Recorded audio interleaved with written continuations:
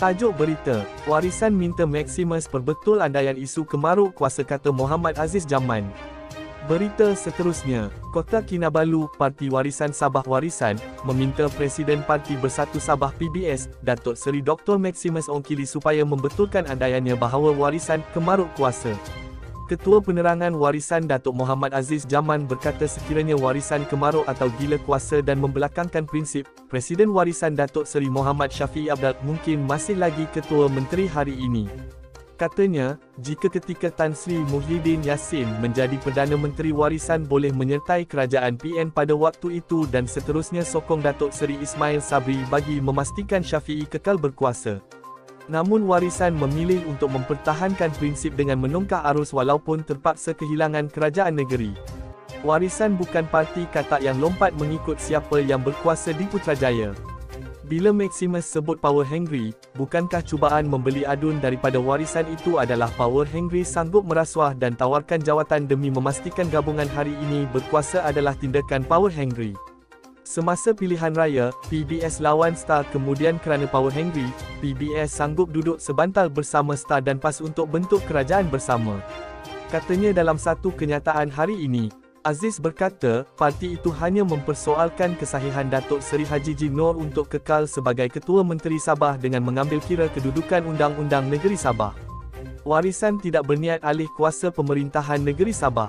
Kami hanya meminta mereka supaya membetulkan masalah perundangan yang dengan jelas melanggar peruntukan Perlembagaan Negeri Sabah.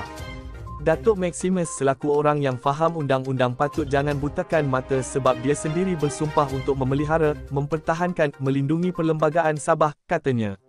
Beliau berkata pelanggaran peruntukan Perlembagaan Sabah akan menjadi kes duluan yang menjadi ikutan, presiden, kepada situasi serupa pada masa akan datang. Aziz berkata Perlembagaan Sabah menyatakan Ketua Menteri hendaklah dilantik daripada Ketua Parti kepada parti yang bertanding semasa pilihan raya.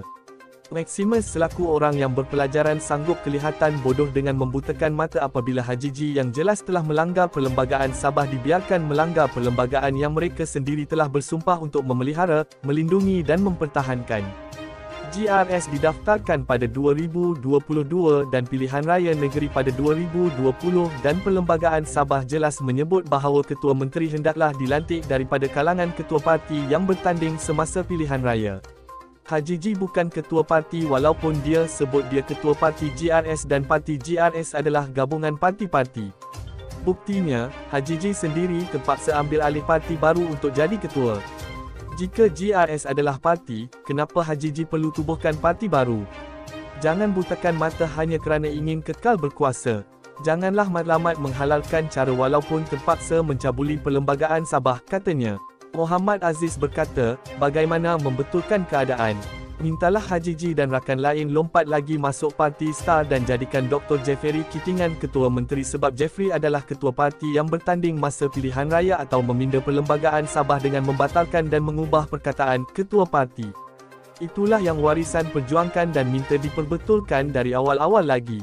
Adakah kerana power hungry, pemimpin GRS ini sanggup melacuri dan mencabuli Perlembagaan Sabah yang sepatutnya dilindungi dan dipertahankan? Bukankah dengan menyokong Muhyiddin dan menukar sokongan selang sehari kepada Datuk Seri Anwar Ibrahim juga adalah tindakan power hungry sanggup menjilat ludah sendiri demi kekal berkuasa? Katanya, mengenai tindakan UMNO dan PKDM menarik sokongan kepada Haji G, Muhammad Aziz mengingatkan Maximus bahawa warisan tidak pernah menyokong Haji G sebagai Ketua Menteri. Kami gembira dan selesa memainkan peranan sebagai pembangkang di Sabah namun berlaku kerengagan hubungan antara GRS dan UMNO. Pergeseran antara GRS dan UMNO atau Haji G dan Datuk Bong Mokhtar Radin tiada kena mengena dengan warisan.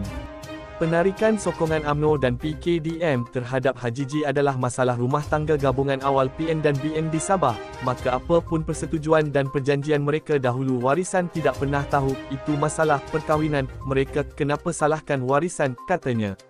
Sekian berita, kredit diberikan kepada SNT atas ihsan berita ini. Jangan terlepas daripada sebarang informasi terkini daripada pihak buletin kita. Jangan lupa like, komen, dan subscribe sebagai tanda sokongan anda kepada kami serta kongsikan video kami di media sosial, Facebook, Instagram, WhatsApp group, dan Twitter. Semoga kita semua sentiasa dilindungi daripada segala wabak penyakit, dijauhkan dari sebarang bencana dan sentiasa dimurahkan rezeki. Amin, ya Rabbal Alamin.